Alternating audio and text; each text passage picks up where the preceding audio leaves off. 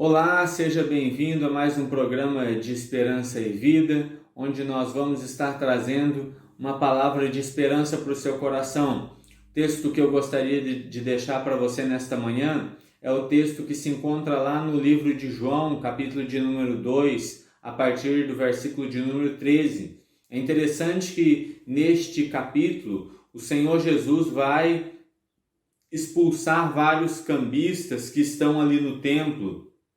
E quando os judeus perguntam que autoridade Jesus teria para purificar o templo, vamos dizer assim, o Senhor Jesus vai dar uma resposta que eles não vão entender. Jesus vai dizer, olha, em 3 dias eu vou destruir esse templo e vou reconstruir esse templo. E os judeus não entendem o que ele está querendo dizer, mas Jesus está se referindo ao seu próprio corpo e não àquela construção, aquele amontoado de pedras. Então, o texto diz o seguinte: estando próxima a Páscoa dos judeus, subiu Jesus para Jerusalém e encontrou no templo os que vendiam bois, ovelhas e pombas e também os cambistas assentados.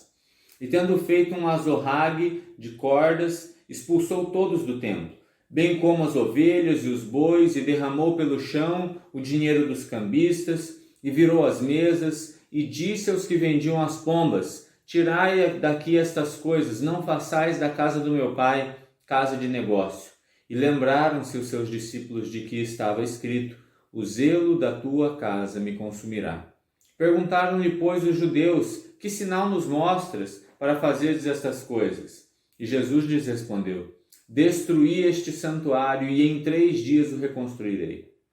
E replicaram os judeus: em 46 anos foi edificado este santuário, e tu, em 3 dias o levantarás? Ele, porém, se referia ao santuário do seu corpo. Quando, pois, Jesus ressuscitou dos mortos, lembraram-se os seus discípulos de que ele dissera isto, e creram na Escritura e na palavra de Deus. É interessante neste texto que Jesus se compara ao próprio templo, ao lugar onde a presença de Deus habitava, segundo os judeus. E nós precisamos aqui nos lembrar do que era o templo para os judeus, para que nós possamos entender melhor esse texto. E o templo para os judeus era o lugar onde o próprio Deus habitava. Segundo os judeus, quando o homem caiu, Deus se afastou desse mundo. Deus, entre aspas, meio que abandonou, vamos dizer, este mundo, mas Deus, através de um povo escolhido, ele volta a reinar mais uma vez aqui na terra. E o lugar onde ele começa a reinar, num primeiro momento, é um tabernáculo, uma casa que era desmontada e era carregada junto com o povo. Então, neste lugar, no lugar do tabernáculo, no Antigo Testamento, era o lugar onde o céu se encontrava com a terra. Nós temos a terra e nós temos o lugar onde Deus habita, e o tabernáculo era justamente este lugar de intercessão, onde o céu e a terra se interligavam, onde Deus estava na terra. Depois do tabernáculo, nós temos o tabernáculo sendo substituído pelo templo. E agora este templo é um lugar fixo, este templo é um lugar glorioso, é um lugar magnífico, e este templo mais do que uma construção muito bonita, é agora o lugar onde o próprio Deus habita na terra. Deus está habitando ali no tabernáculo, por isso chamado a casa de Deus. E os judeus tinham esta consciência de que Deus habitava ali, por isso aquele lugar era santo. Mas é interessante que durante a história do povo de Israel, esse tabernáculo é completamente destruído. O templo é completamente destruído. Quando o templo é completamente destruído, é como se a presença de Deus se retirasse do templo. E todos os judeus esperavam que o templo fosse agora reconstruído, para que então a presença de Deus pudesse voltar mais uma vez para o templo. E Deus pudesse habitar mais uma vez na terra, no templo. O templo é reconstruído, mas o sentimento dos judeus é que Deus ainda não volta para o templo. Eles ainda esperavam o momento em que Deus voltasse para o templo. Mas o que eles não percebem é que o projeto de Deus é que Deus voltaria agora a reinar na terra. Não naquele templo construído pelas mãos dos homens, mas num templo que agora foi construído pelo próprio Deus.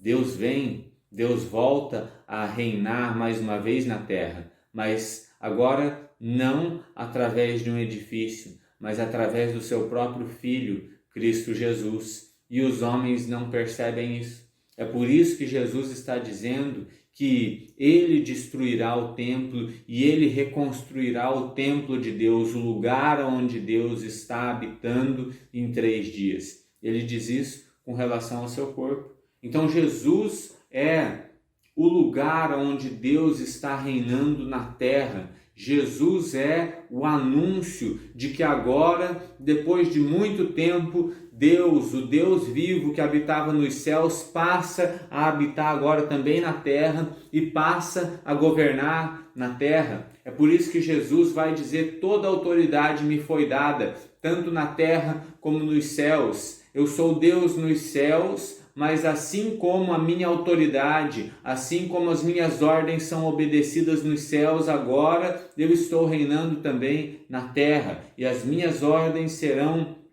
obedecidas na terra.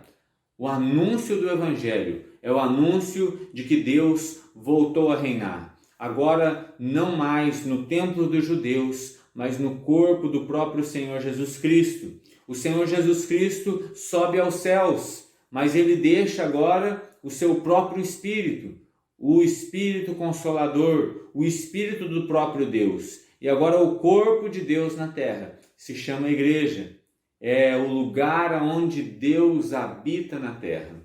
Que você possa ter esta consciência de que Deus é aquele que morreu, aquele que ressuscitou pelos nossos pecados, mas além da morte e da ressurreição de Cristo, nós temos também a consciência de que a vida de Cristo é a amostra, a prova de que Deus voltou a reinar na terra.